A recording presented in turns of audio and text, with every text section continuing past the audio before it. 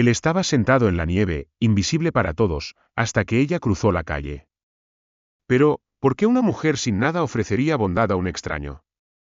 ¿Y cómo ese acto reveló años de injusticia enterrados en silencio? ¿Por qué me ayudas si tienes tan poco?, preguntó él.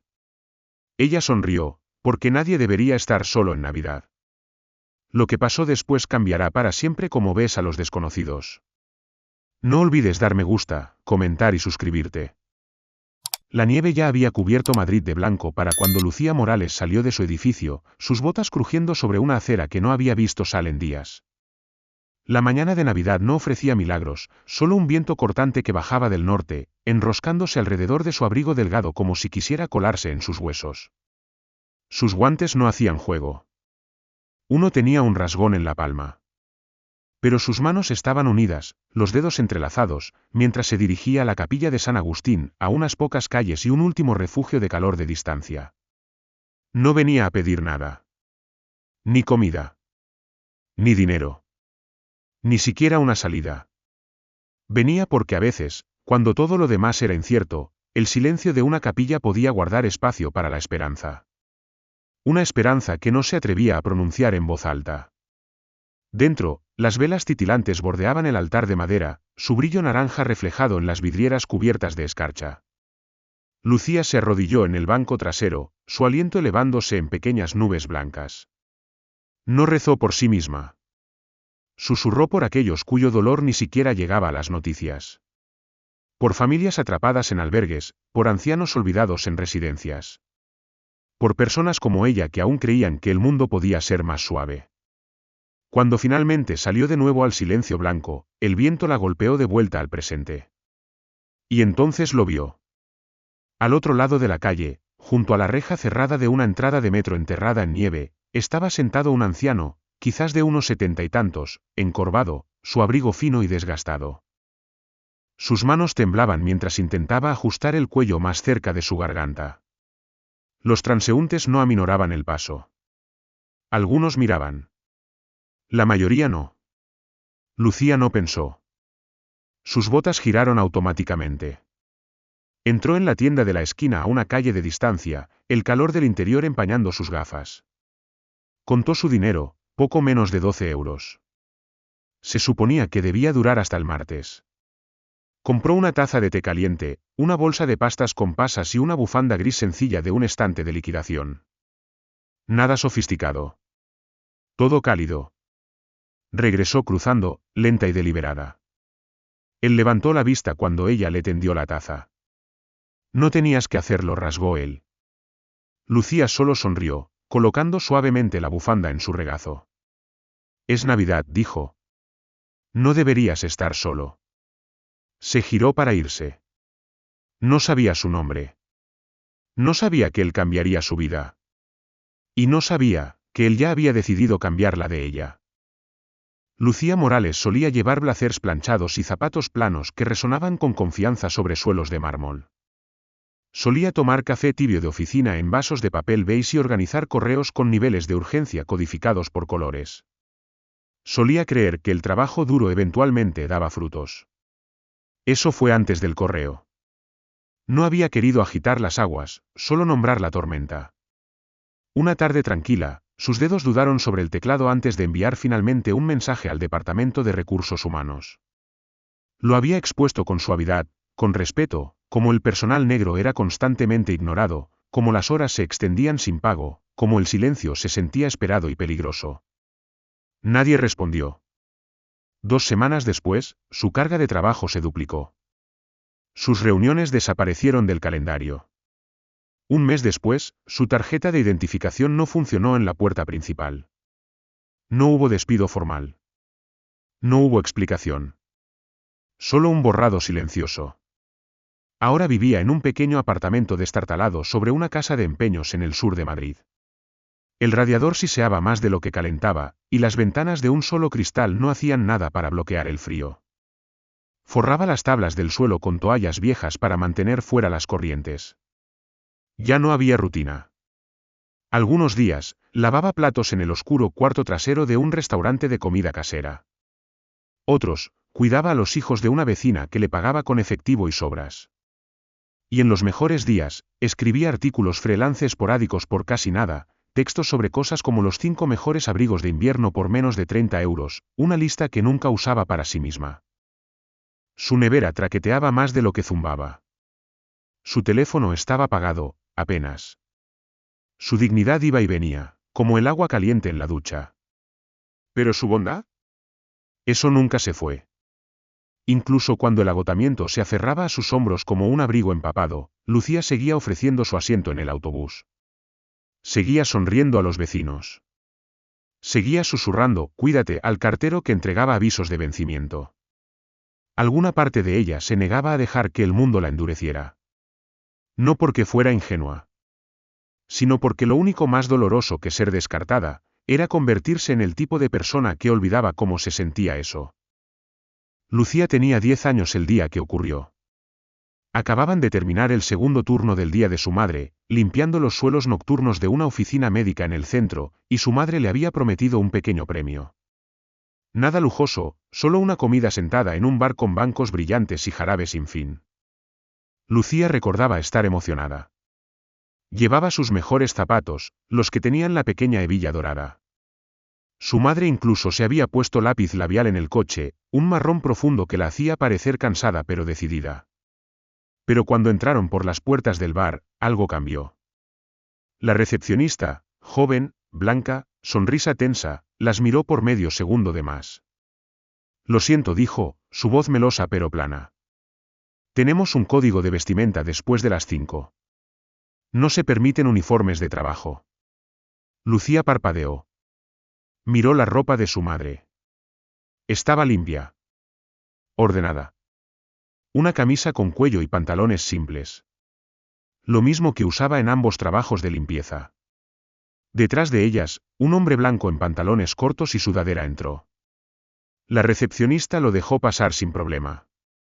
La pequeña mano de Lucía apretó más fuerte los dedos de su madre. Su madre no discutió. No gritó.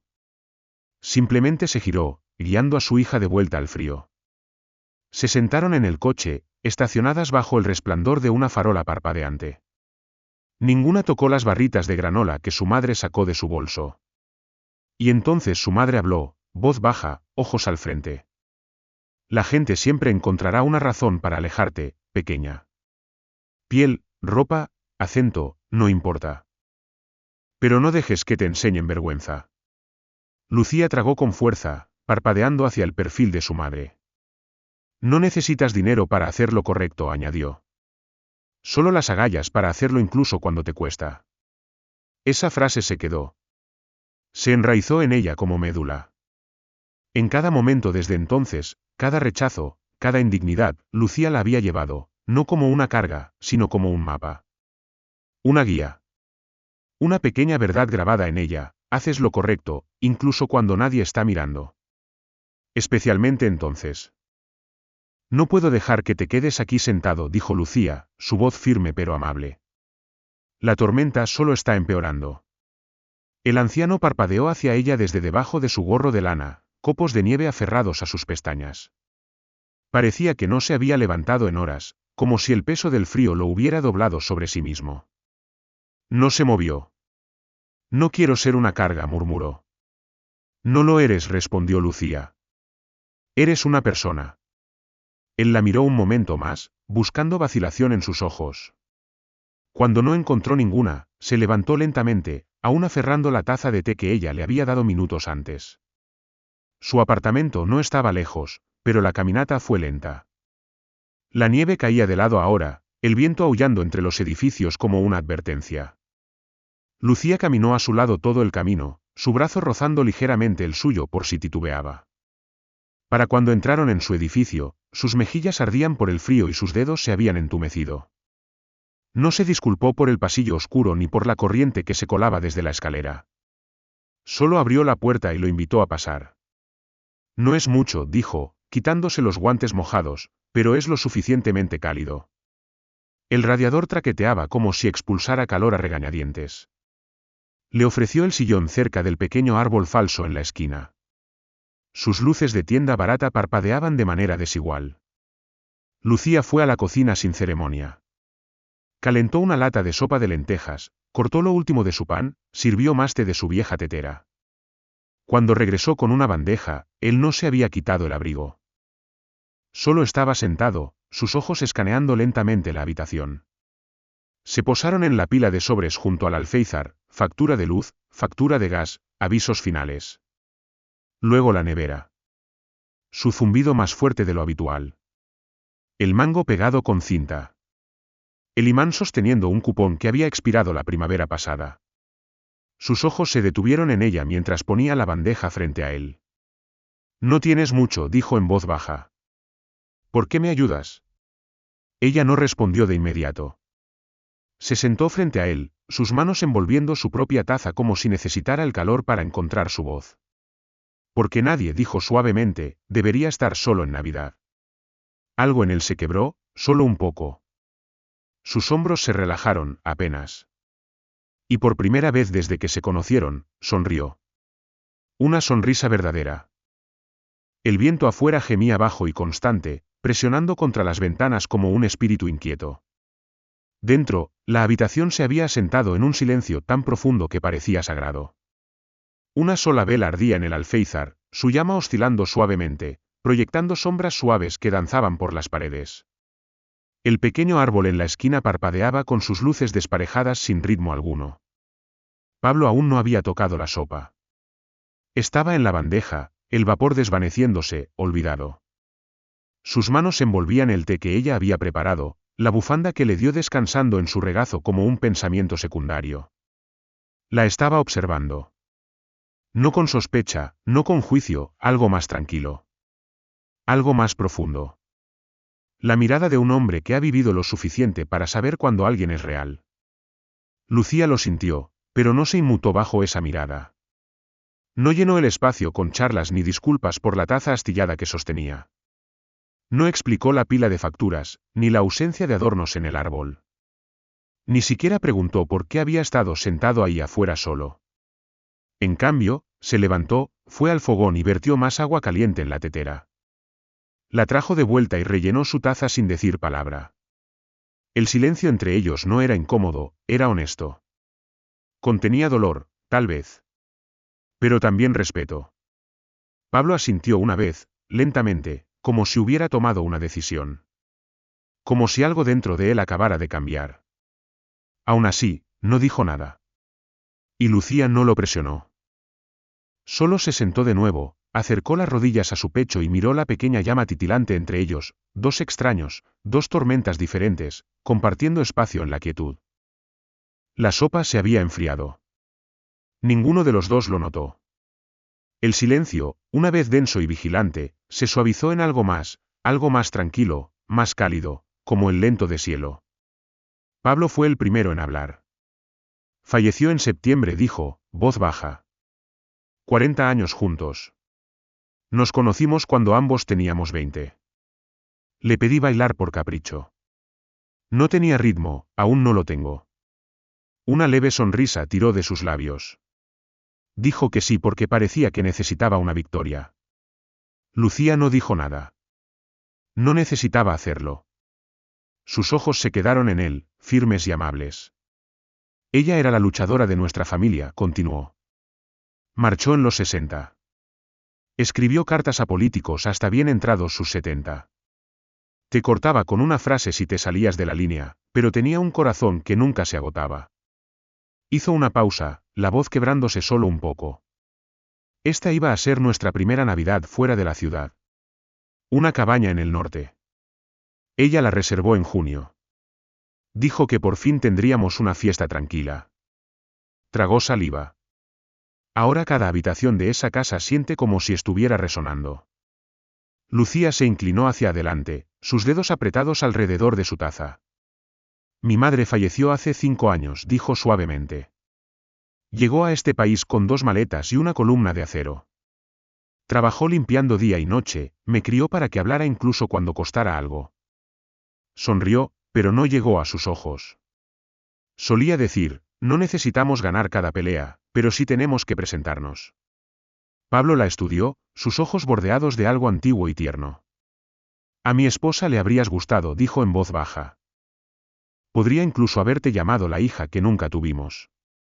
Lucía no respondió de inmediato. Pero algo en su rostro, algo justo detrás de sus ojos cansados, se iluminó. No era alegría, exactamente. Pero era algo cercano. Un destello de pertenencia. Un hilo que se extendía a través del duelo y la lucha para decir, no estás sola en este mundo. Hablaron hasta tarde en la noche, sobre pequeñas victorias, arrepentimientos enterrados y la extraña belleza de sostener el dolor de alguien más el tiempo suficiente para que respire. Cuando llegó la mañana, la nieve había disminuido. La ciudad se sentía amortiguada bajo el peso fresco de esta. Pablo se paró en la puerta, la bufanda bien envuelta alrededor de su cuello, un termo de té en la mano. Miró hacia atrás una última vez. Este no será nuestro último encuentro, dijo. Y Lucía, descalza sobre el linóleo frío, le creyó.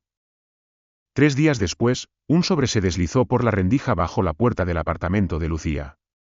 Papel grueso. Dirección de retorno en relieve. Asterisco Gómez, Torres y Méndez Abogados Derecho Laboral asterisco lo giró en sus manos, frunciendo el ceño. Sin sello, sin marca de entrega. No había llegado por correo. Dentro había una nota breve, mecanografiada pero firmada con una caligrafía firme y elegante. Ven el martes. 10 de la mañana. No traigas nada más que a ti misma. PH. Lucía no sabía qué pensar. Tal vez alguien la había referido para ayuda legal gratuita. Tal vez era un error. Pero fue. Porque la curiosidad, como la esperanza, tenía una forma de sobrevivir dentro de ella. La oficina de abogados ocupaba todo el 7º piso de un edificio de cristal en el centro. Todo brillaba, suelos de mármol, ventanas de suelo a techo, una pared de veredictos y victorias enmarcadas. Su abrigo de segunda mano se sentía demasiado ruidoso en el silencio del vestíbulo. Una recepcionista la saludó cálidamente y la llevó a una amplia sala de conferencias con paneles de madera. Y allí, sentado a la cabecera de la mesa como si perteneciera, porque lo hacía, estaba Pablo Hernández. Ahora llevaba un traje azul marino. Afeitado. Ojos agudos.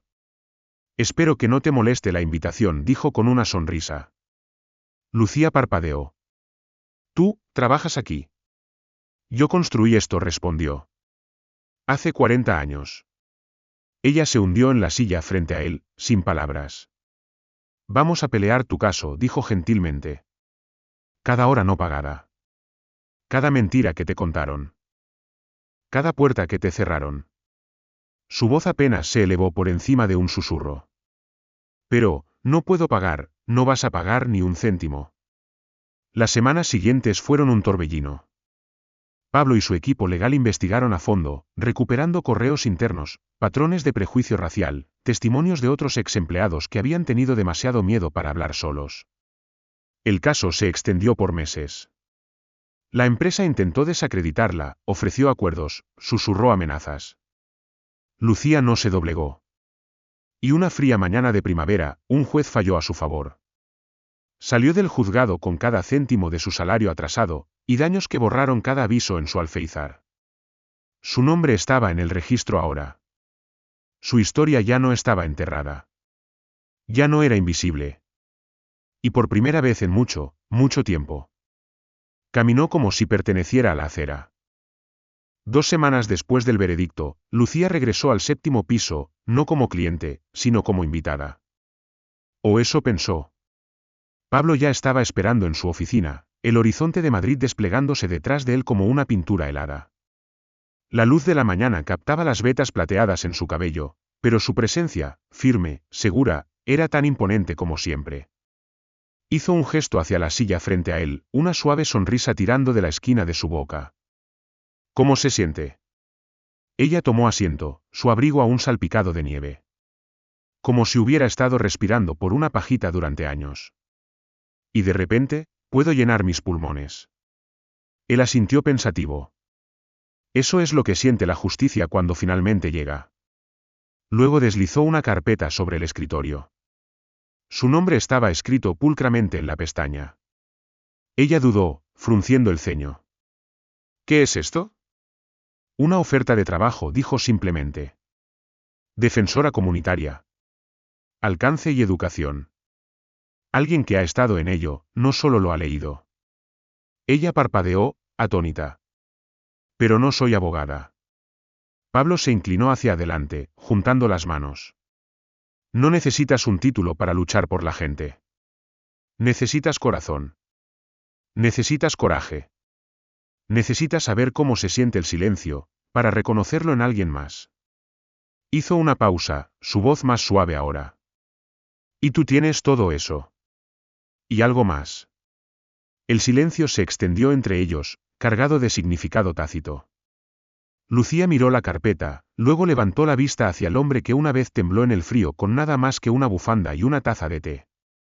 Sería un honor, dijo. Su nuevo escritorio estaba junto a la ventana del fondo, con vista a la ciudad en la que una vez se sintió tan pequeña. Colocó una foto de su madre junto a su monitor, sus manos fuertes, sus ojos obstinados y orgullosos. A su lado, una cita escrita a mano en un papel doblado, asterisco, la bondad no es debilidad. Es el comienzo del cambio. Asterisco la leyó una vez, luego otra. Y mientras la nieve comenzaba a caer suavemente afuera, atrapándose en el borde del cristal, Lucía sonrió. No porque todo fuera perfecto. Sino porque, por primera vez, ya no estaba sobreviviendo. Estaba construyendo algo. Y esta vez, no estaba sola.